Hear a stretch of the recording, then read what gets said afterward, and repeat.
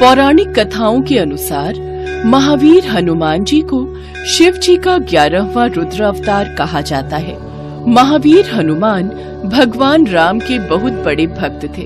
उनकी माता का नाम अंजनी और पिता वानर राज केसरी हैं। इस कारण उन्हें आंजुनाय और केसरी नंदन आदि नामों से भी पुकारा जाता है। तो आइए हनुमान का जन्म कैसे हुआ, ये हम इस कहानी के द्वारा समझने की कोशिश करते हैं। एक बार अयोध्या के राजा दशरथ अपनी पत्नियों के साथ पुत्रेष्टि का हवन कर रहे थे।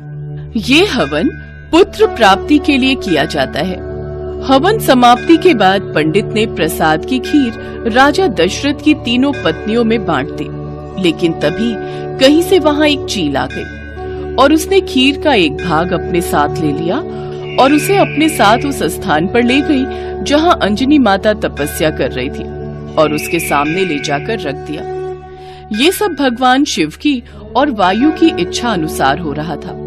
आंखें खोलो माते और इस प्रसाद को ग्रहण करो, इससे तुम्हारी इच्छा जरूर पूरी होगी।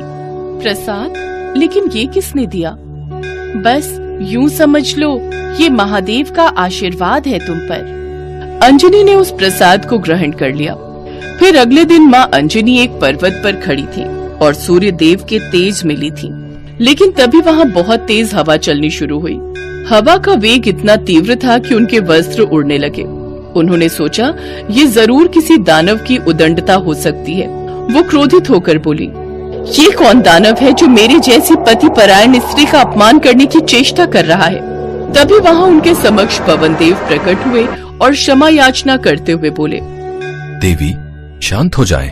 दरअसल आपके पति को जो वरदान प्राप्त है उसके अनुसार आपको मेरे समान एक शक्तिशाली बलशाली पुत्र की प्राप्ति होगी। इसी वरदान को पूर्ण करने के लिए मुझे आपके शरीर को स्पर्श करना पड़ा। मेरे स्पर्श के माध्यम से रुद्रदेव का एक अंश भी आपके शरीर में प्रवेश कर चुका है। इसलिए महादेव के अवतार के रूप में आपका पुत्र इस धरती पर जन्म लेगा। कुछ समय बाद पवन देव का कथन सही हुआ और महादेव ने हनुमान के रूप में कार्तिक मास की चतुर्दशा में वानर राज के यहाँ अंजनी माता के उदर से हनुमान जी के रूप में जन्म लिया। ऐसे ही कुछ महीने बीते। एक रोज हनुमान को जोर की भूख लगने लगी। मातेश्री, हमें बहुत जोर की भूख लगी है, हमें कुछ खाने को दो ना। हम अभी तुम्हारे लिए फल लेकर आते हैं। लेकिन माँ अंजनी को आने में थोड़ी देर हो गई और हनुमान से भूख बर्दाश्त नहीं हुई। उनकी नजर पेड़ से झांकते हुए लाल सूरज पर गई। अरे वाह, ये तो कितना लाल फल है, निश्चित ही ये बहुत मीठा होगा। ये सोचकर हनुमान आकाश की ओर उड़ गए। लेकिन उस रोज अमावस्या का दिन था, जिस कारण सूरज को ग्रसने राहु आया था।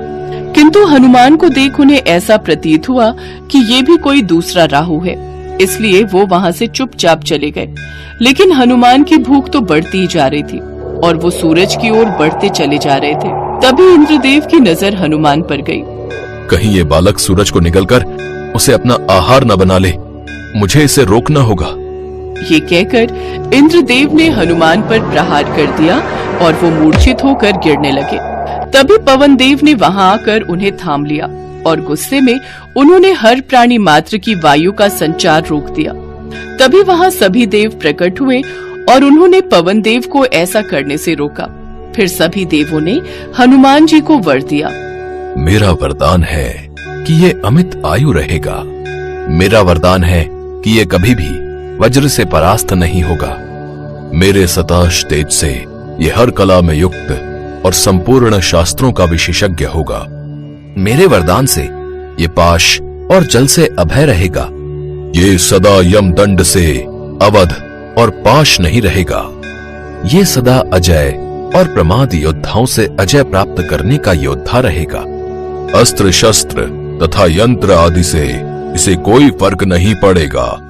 इस प्रकार सभी देवों द्वारा हनुमान जी बेहद शक्तिशाली हो गए और इस प्रकार आगे जाकर जो उन्होंने काम किए वो सभी प्रकार के हनुमान भक्तों में प्रसिद्ध हैं। तो ये थी हनुमान जी की संपूर्ण कथा। हनुमान जयंती पर हनुमान जी की पूजा करना अत्यंत शुभ माना गया है।